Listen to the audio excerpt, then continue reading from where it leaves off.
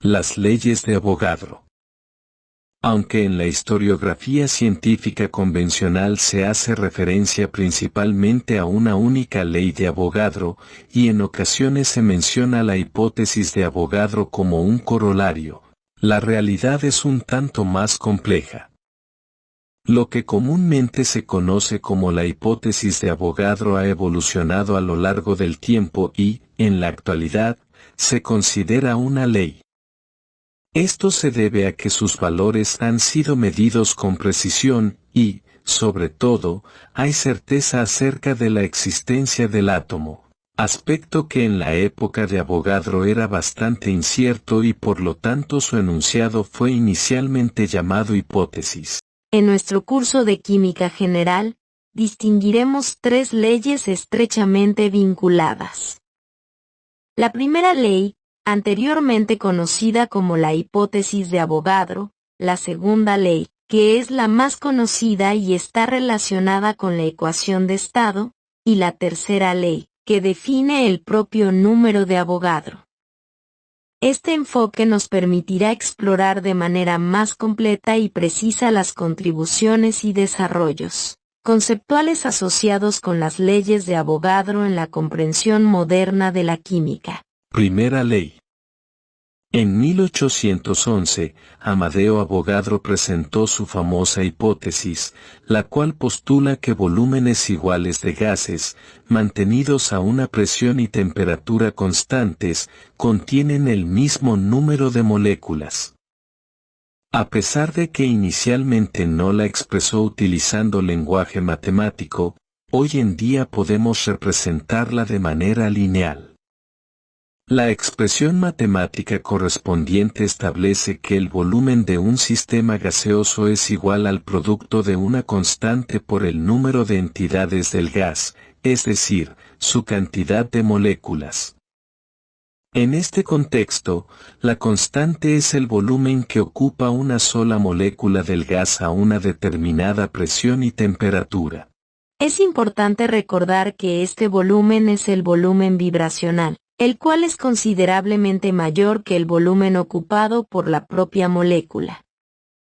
Sin embargo, la rápida vibración de la molécula en ese espacio genera un campo de fuerza que experimentamos como la presión individual de la molécula. La expresión anterior será denominada la primera ley de Avogadro, ya que es cronológicamente la primera relación asociada al número de entidades y fue la única que él propuso explícitamente en palabras. Sin embargo, a partir de esta ley, emergen otras dos relaciones, siendo una de ellas la que más se vincula con Avogadro, a pesar de que él nunca las propuso directamente. Es fascinante observar cómo la primera ley de Avogadro sienta las bases para el desarrollo de otras relaciones, contribuyendo a nuestro entendimiento de las propiedades de los gases y la naturaleza molecular de la materia. Aunque Avogadro no haya formulado explícitamente todas estas leyes, su contribución inicial marcó el camino para futuros desarrollos en la comprensión de la física y la química de los gases.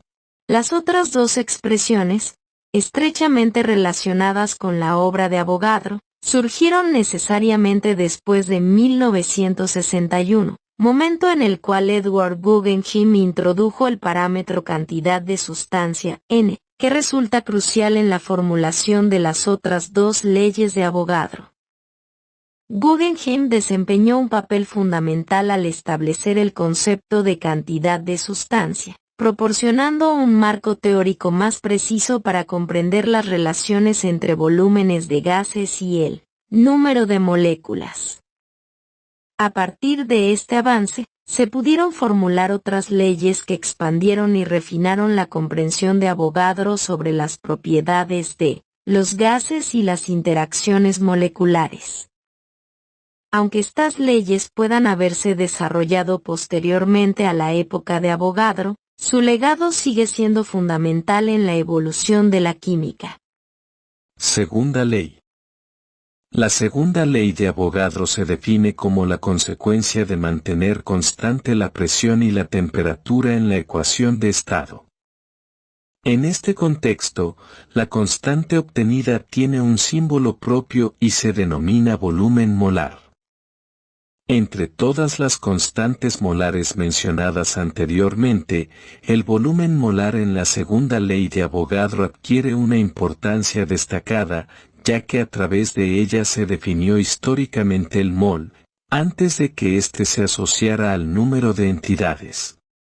Es crucial recordar que el volumen molar a condiciones normales o estándar, es decir, a una atmósfera de presión y 0 grados centígrados, es de 22.41 litros. Estas condiciones fueron inicialmente asociadas por Ostwald con la expresión molécula gramo y posteriormente se simplificó a mol. Ahora, exploremos la demostración de la obtención de la segunda ley de Avogadro a partir de la ecuación de estado, lo cual nos permitirá comprender cómo el volumen molar desempeña un papel central en esta ley. Entonces vamos a obtener la segunda ley de Avogadro a partir de la ecuación de estado, asumiendo presión y temperatura constantes. También vamos a indicar una variante de la ecuación que permita hacer cálculos con la masa. Y también vamos a indicar cómo calcular el volumen molar en cualquier condición. Comencemos. Escribiendo la ecuación de estado de los gases ideales. Ahora vamos a definir cuáles son los parámetros que permanecen constantes, que según el enunciado son presión y temperatura. Procedemos a reemplazar las constantes en la ecuación de estado. Presión, constante número 1, temperatura, constante número 2. Despejamos el volumen pasando la constante número 1 a dividir, con lo cual obtenemos una operación entre constantes. Y ya sabemos que la operación entre constantes da como resultado una nueva constante, a la cual voy a denominar volumen molar. Por tradición, la constante se expresa a la izquierda de la variable independiente. Así que esta sería la forma estática de la segunda ley de Avogadro, que establece que el volumen de un sistema gaseoso es igual a el producto que existe entre la cantidad de sustancia y el volumen molar. Como se pueden dar cuenta, es una expresión lineal simple, es decir, una recta con origen en coordenadas 0, 0, lo cual implica que si modelamos volumen como variable dependiente, cantidad de sustancia como variable independiente, vamos a tener una fórmula que parte del origen y la gráfica ascenderá como una recta con pendiente igual al volumen molar. Sin embargo, esta forma de la ley de Avogadro raramente se usa, pues porque en el laboratorio no tenemos balanzas para medir cantidades de sustancia. Tenemos balanzas para medir masas. Por lo tanto, hay que aplicar una modificación. Y para ello vamos a emplear una de las fórmulas obtenidas a partir de las definiciones de Guggenheim, es decir, la definición de masa molar, que me va a establecer la relación entre cantidad de sustancia y masa a través de la masa molar. La definición dicta que la masa molar de una sustancia es igual al cociente que ocurre entre la masa y la cantidad de sustancia. Como aquí lo que pretendo es reemplazar cantidad de sustancia, debo despejarla. Entonces, lo que voy a hacer es pasar cantidad de sustancia a multiplicar y masa molar a dividir.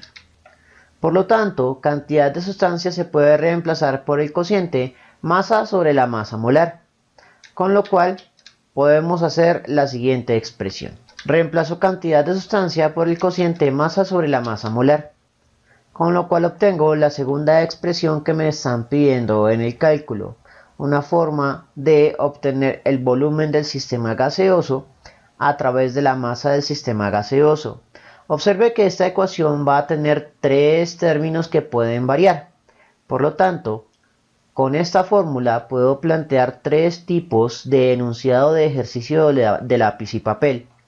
El enunciado que está implícito en la ecuación es que yo les dé la masa y la masa molar de la sustancia, o la masa y la fórmula molecular de la sustancia para que calculen la masa molar. Pero no necesariamente es el caso.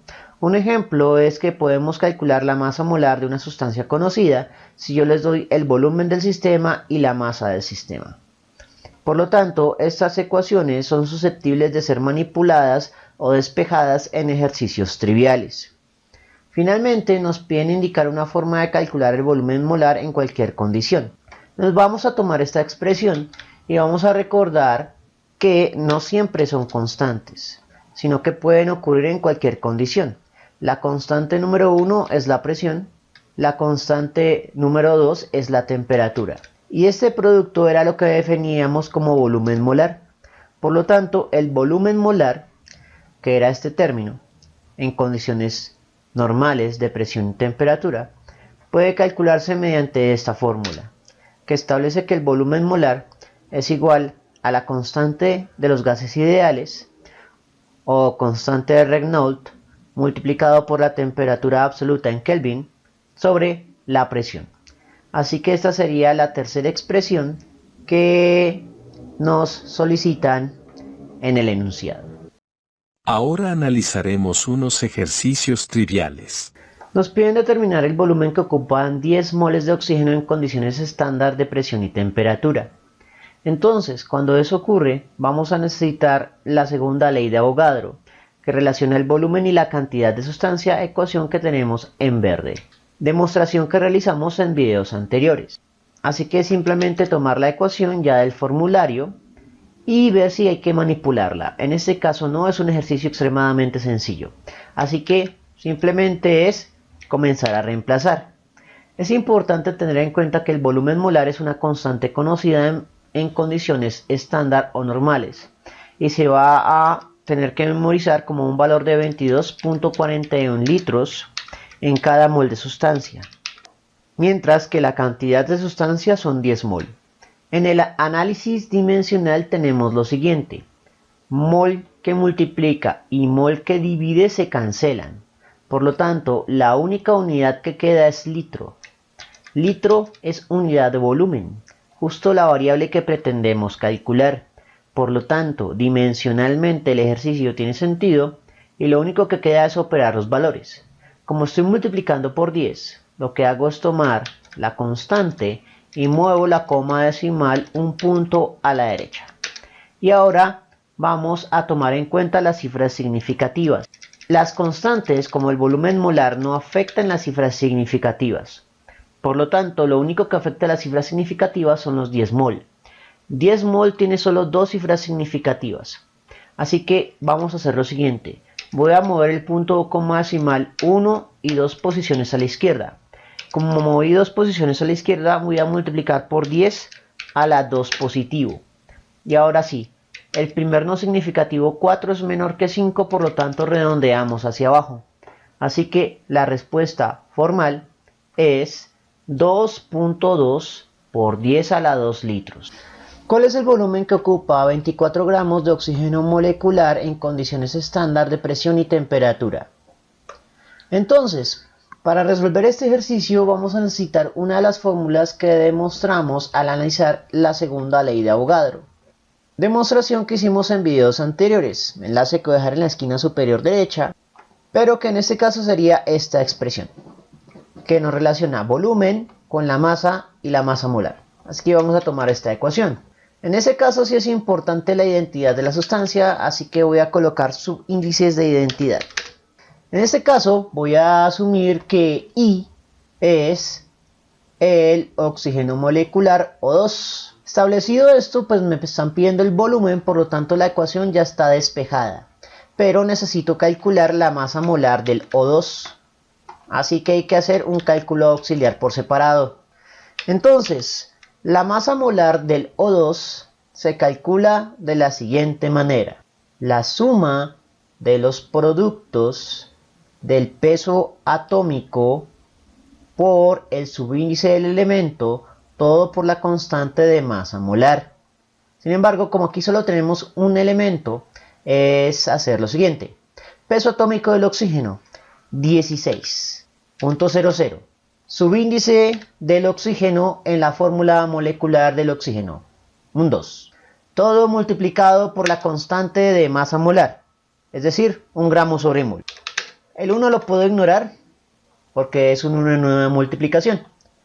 Por lo tanto, eso sería el valor a tener en cuenta.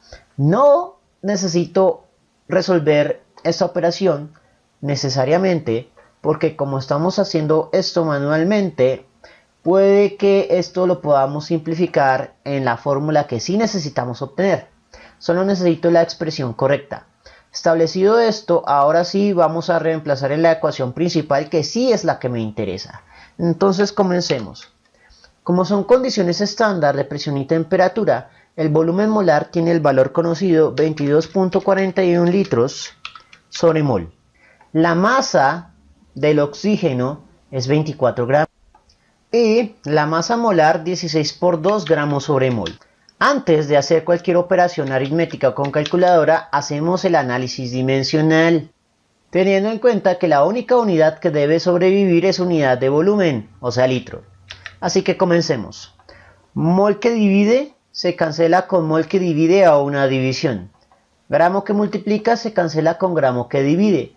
Por lo tanto, litro es la única unidad sobreviviente. Y litro en efecto es unidad de volumen. Por lo tanto, el análisis dimensional es correcto. Ahora viene la aritmética. Como vamos a hacer esto sin calculadora, lo que voy a hacer es redondear la constante de volumen molar a las cifras significativas que necesito. El único dato real es 24 gramos. ¿Por qué? Pues porque la masa molar la calculamos a través de valores teóricos y por lo tanto se asume la masa molar como una constante. Y pues el volumen molar es de por sí una constante, y las constantes no afectan cifras significativas. Entonces inicialmente voy a obtener esto por redondeo de Fermi para obtener una estimación de cuál debería ser la solución. Entonces este 22.41 lo voy a redondear a 20. Como disminuí hacia abajo, en el primero voy a aumentar el 24 a 26. Lo cual debería disminuir parcialmente el error que introdujimos, entre 16 por 2. Entonces la mitad de 2 es 1, la mitad de 20 es 10, la mitad de 26 es 13, la mitad de 16 es 8. Por lo tanto, debemos resolver 130 entre 8. 13 cabe en 8 una vez. 8 por 1, 8. A 13, 5. Baja al 0. 50 cabe en 8 6 veces. 6 por 8, 48. A 50, 2. 2 no cabe en 8, coloco un punto o coma decimal y lo convierto en un 20. 20 cabe en 8 2 veces. Entonces, como 2 es menor que 5, redondeamos hacia abajo y expreso esto como 16. Porque recuerden que estamos expresando a solo dos cifras significativas. Eso quiere decir que la respuesta aproximada es de 16 litros. Ahora miremos cómo sería sacar la respuesta precisa.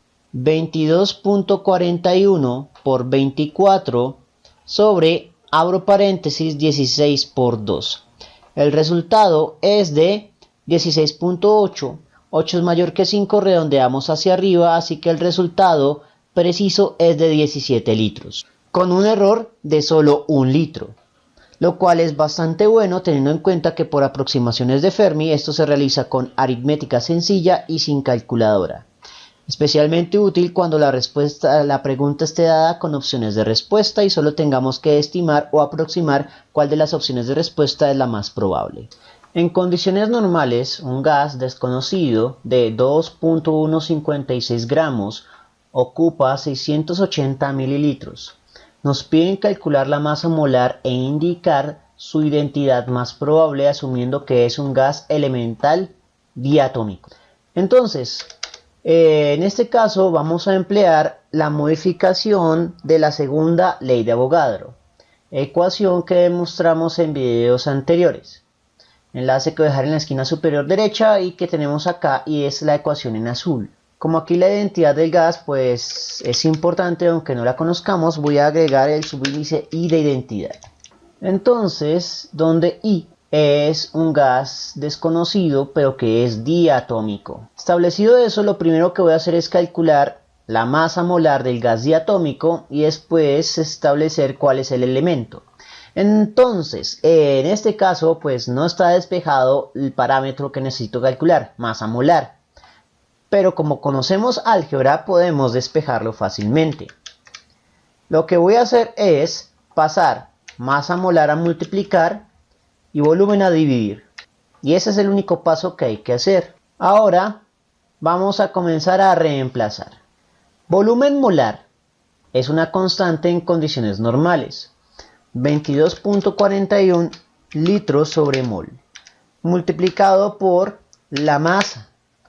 2.156 gramos. Sobre el volumen. 680 mililitros. Mililitro no se puede cancelar con litro directamente, pero mili se puede reemplazar algebraicamente de la siguiente manera. La definición de mili es de 10 a la menos 3.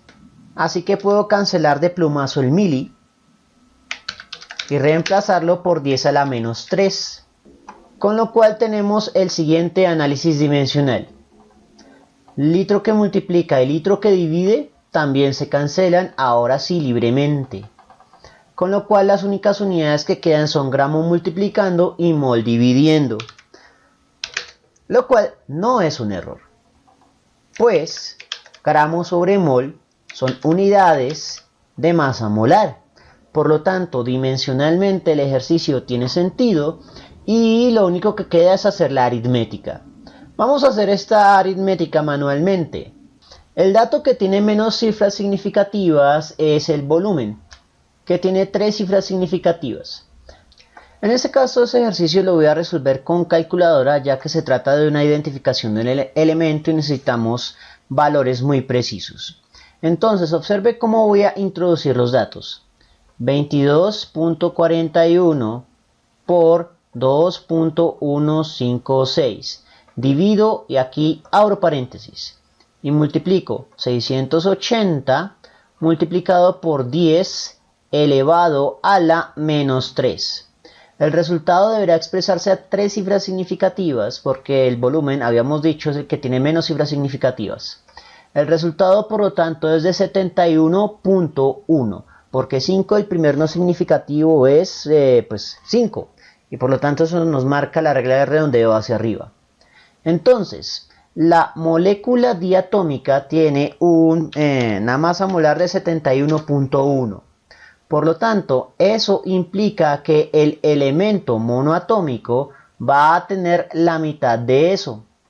Por lo tanto, la mitad de 71.1, o más precisamente la mitad de la respuesta anterior, es de 35.5. A 3 cifras significativas. 2, el primer no significativo es menor que 5, se redondea hacia abajo. Así que hay que buscar en la tabla periódica el elemento cuyo peso atómico es de 35.5. Recuerde que los pesos atómicos tienen los mismos valores que las masas molares, pero sin la unidad gramo sobre mol. Van a estar sin unidades porque son masas relativas. Entonces, de entre los elementos que pueden formar gases en la tabla periódica, el único que tiene un peso atómico relativamente cercano a 35.5 es el cloro.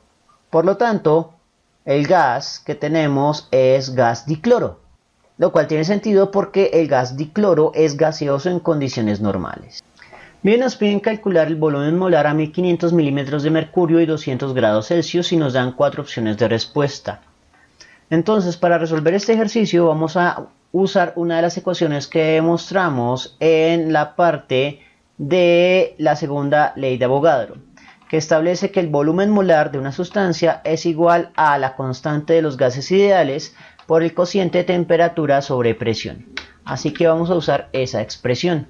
Dicho esto, ya la ecuación está despejada, es simplemente comenzar a reemplazar.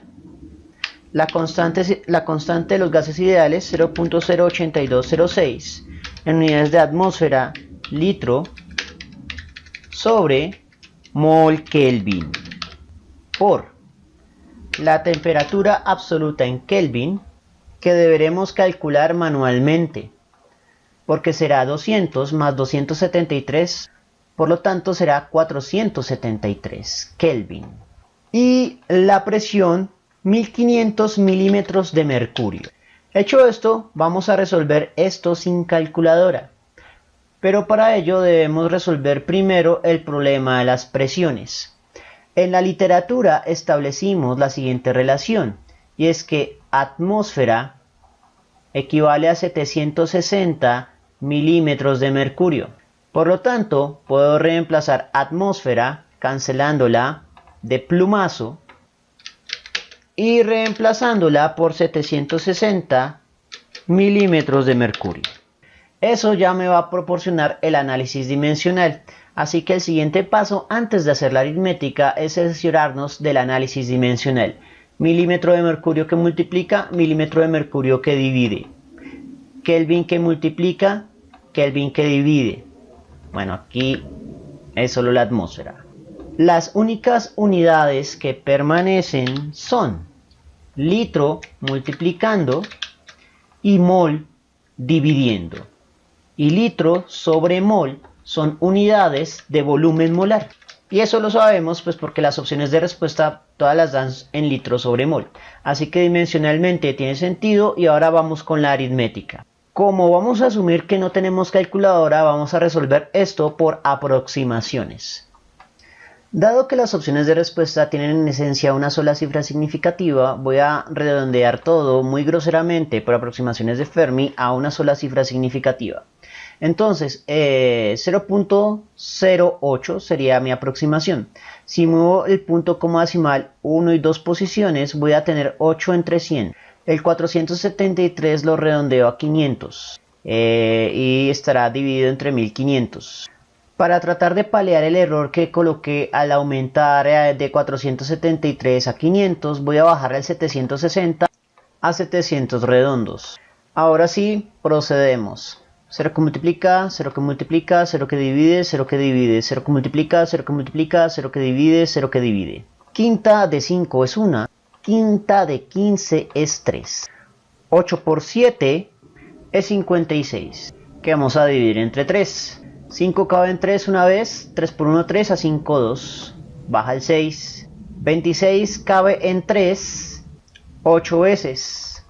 3 por 8, 24, a 26 baja un 2. Por el punto coma decimal se convierte en 20. 20 cabe en 3, 6 veces. No necesito hacer más. El resultado aproximado es 18.6, que a dos cifras sería 19. El valor más cercano a 19 entre todas las opciones de respuesta es la opción B, 20 litros sobre mol. Lo que obtuvimos fue 19 litros sobre mol. Por lo tanto, la respuesta más probable es 20 litros sobre mol. Miremos entonces cuál sería de hecho la respuesta exacta. Con la calculadora, 0.08206 por 473 por 760 sobre, abro paréntesis, bueno, en ese caso solo entre 1500. El resultado es 19.6. 6 es mayor que 5, redondeamos hacia arriba, así que en efecto la respuesta precisa es 20 litros sobre mol. Observe que con aproximación de Fermi, de todas maneras, la diferencia es de solo 1 litro sobre mol, pero sin calculadora y con cálculos aritméticos relativamente sencillos. Bien, eso fue todo por el momento. Si les gustó esta presentación, no olviden suscribirse, darle me gusta y, especialmente, compartirlo. Eso mantiene vivo a este canal, y nos vemos en una próxima oportunidad.